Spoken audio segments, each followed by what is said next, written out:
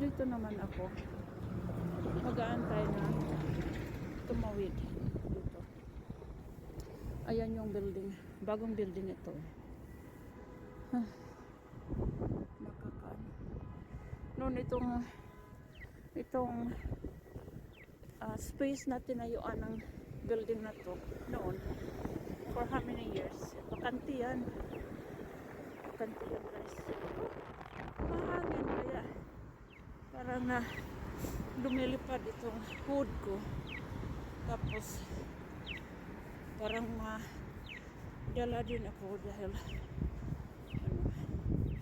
anyway, ang ibig kong sabihin dito ay bakante itong tinayuan itong building na ito for how many years, hanggang siguro ay naisipan o na sino ang bumili or na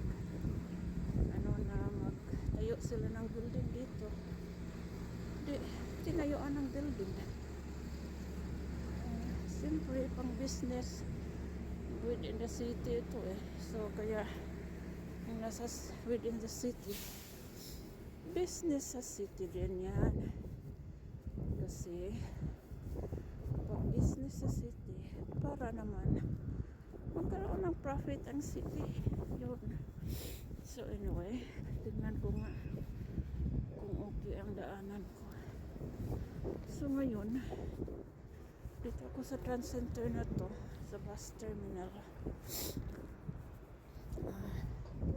Titingnan ko kung yan ang sinabi sa sa internet na tiningnan ko na dito ulit ang mobile van yun.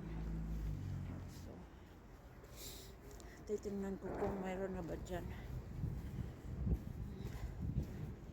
mayroon na bang mga taong nakilinya dyan.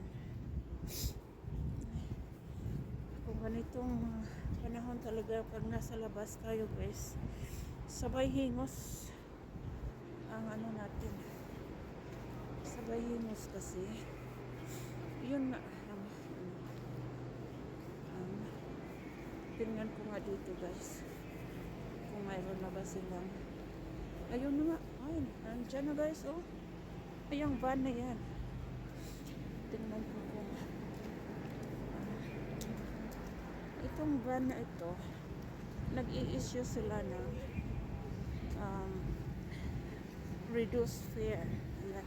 So hanggang dito lang muna ako guys, kasi makilinya ako dyan habang hindi pa masyadong marami. Sige, thank you for watching.